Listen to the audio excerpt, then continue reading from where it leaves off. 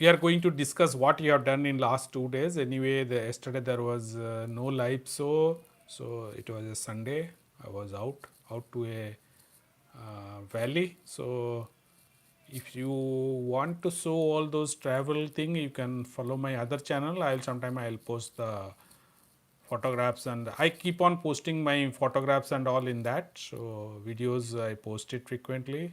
So I'm mostly towards the people photography area. So if you are interested, you can watch that. That's a different story and different channel altogether.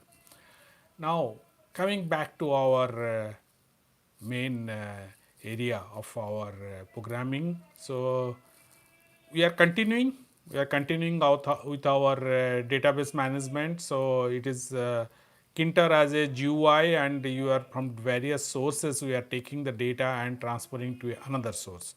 So from one source to other, so it is data transfer. So you can call it as import or export data from various different sources, and it can be source or it can receive the data as a destination also. And these are formats are like a Excel file, CSV file, SQLite, then MySQL database, and we are transporting all these through a pandas data frame. So we are using a data frame, creating a data frame from different sources and transporting, and this series we are creating. So you can see today we will be uploading the our fourth one in this series. So previously 3 you can see from CSB to SQLite, Excel, and all this we have already completed. So you can see that. So watch our previous 3 tutorials on this particular series what we are creating. And now we will be going today, what we will be uploading is from a CSV file to SQLite, which you have already done, but this time we will add a progress bar. So what happens, you can present to the user a progress bar, so they know that the background, the process is on, the process is going on in the background.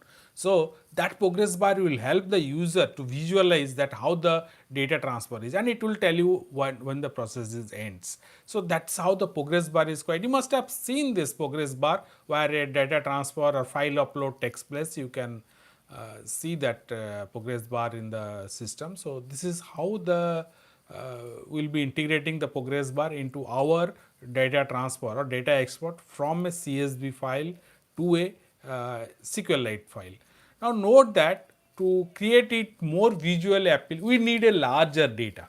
So a big file, so there should be more records. Whatever sample data we generally use is 35-40 records. So you may say, however from you I will get such a large database. Net, it is plenty of such sample databases are available. Data means CSV files are available. You can download it, visit to government websites, and you can see lot of statistical data they publish. Just take it, download it. It should have at least more than 10,000 records. So that way you can see how the progress bar in action. So that will help.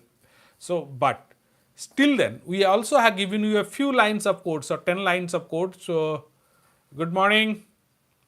So few lines of code we have given. So you can create your own large data, 10,000 rows of data you can create it by using it. You can use our sample database also. So sample CSV file, student file, which have hardly 35 rows of data. You can extend it to, by running that particular code of 5 to 10 lines of code, you can extend it up to and create the database file, CSV file of around 10,000 and more records. So this is for testing only. We are not bothered much what the actual data is rather than how the process works. So you can use that and create your own file upload system, or the progress bar. You can see how the progress bar changes its space and gives you a visual impression how the data is getting transported from a CSV file to a Excel file, sorry, to a SQLite database. So it is stored in a SQLite database, so you can see it.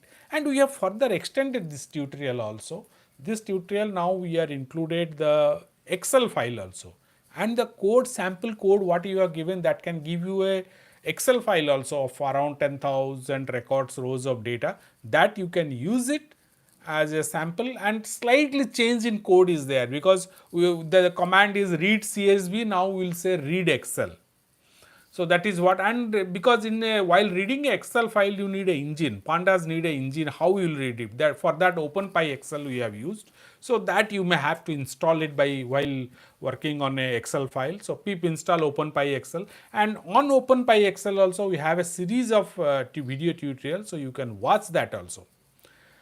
Now, this particular file transfer from one format to other with a progress bar which shows you the way or the status of the file, the data transfer from a Excel or a CSV file to SQLite database can be extended to any other system also. It's not necessarily that we are focusing on a SQLite database. You put it to MySQL database also, or to some other database where you just need to change the connection of your.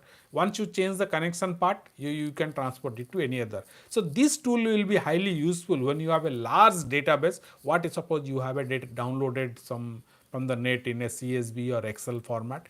This process you can use it to transport it to another data storage system. So it can be anything. I hope this is what today we are going to upload, and you hope you will be enjoying that one. And one more important thing I will tell you about the notebook LM or the AI tool we frequently use it.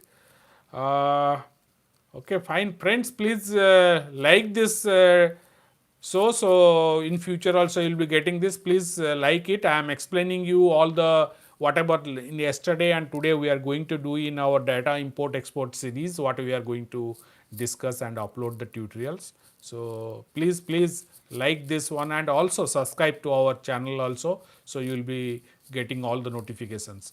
And continuing in our tools also, notebook LM. So that's what we are producing around 12, 13 we have already produced. That's the series we are focusing. So on a AI tool what to use, and note that notebook LM is a AI tool which will be quite useful for learning purposes. You can jump in, interact with the, ask question, interact to the all the audio outputs whatever you get. And in that series we are going to slowly moving towards pandas also. Pandas, how you will use notebook LM to learn pandas. So what we did, entire thing I will show you today. If I will able to upload it, I will show you, and a small exercise on pandas. I will tell our student table and tell you that show us the rows who got the highest mark.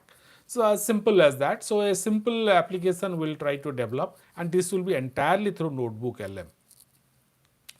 So using notebook LM will be doing that, and that particularly will further continue learning pandas and all through notebook LM. Note that this is more of a, this video will be more of a use of notebook LM for learning purpose. So it's not necessary that you should use it for pandas only. If you have something else in your mind, say you want to learn C programming or something else, even a simple math or some language, not necessarily a programming language, you can just use notebook LM in this way, what way we discuss, that way to continue further. So use it, watch those videos. These are the two videos we have planned to upload it today. So already one is in the process of preparation. The second one we'll see in the afternoon.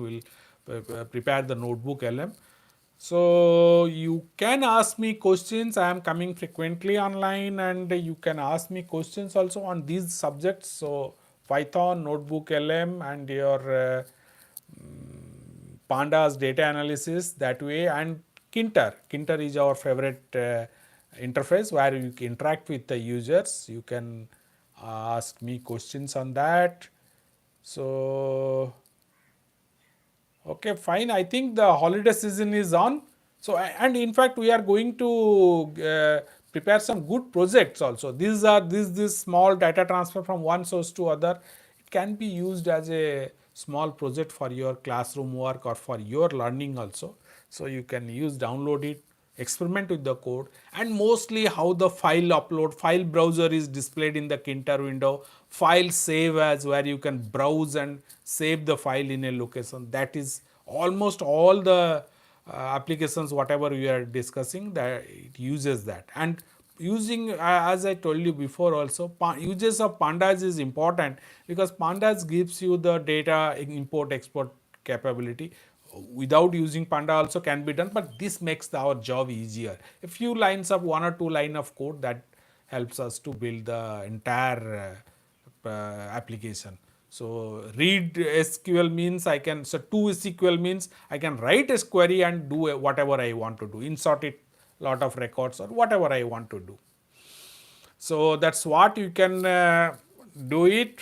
And you can ask me questions, or if you have any requirement on the kinter, pandas and data transfer from one source to other, import, export and all, you can put your questions here. So we'll try to discuss it. And if you have any questions, any more questions, I can answer it, or otherwise these are the developments, and we will be posting more such AI tools and how it helps you in programming. That will be slowly our intention is to make you understand the AI tools, how it helps in your programming, so it makes the job easier. So that is what is our intention is. That's all friends. Any more question? If nothing is there, then slowly we are approaching a holidays. So if nothing is there, we'll close the session. Uh, so if any more questions, please.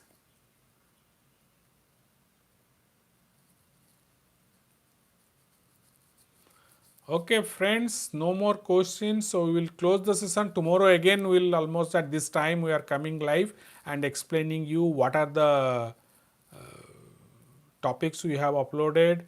uh, I don't know. I don't know about this, what file you are talking.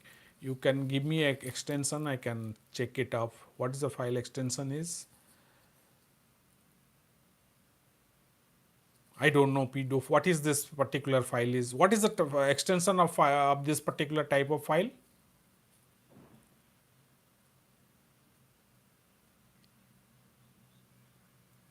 I never heard of it. I am not sure how I can do it. Is it a text file or a executable for binary file?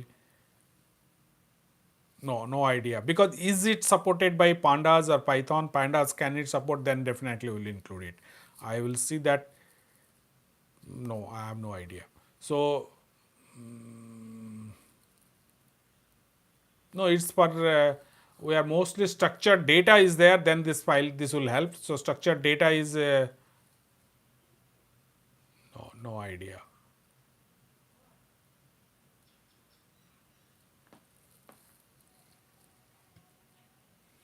I have no idea on that, because all the file types I will, whatever supported by pandas for import and export, I will try to cover there. I don't think I have that idea on that. Okay, I will try. If it is there tomorrow, I will come back and give you whatever the from various sources how it can be transported. So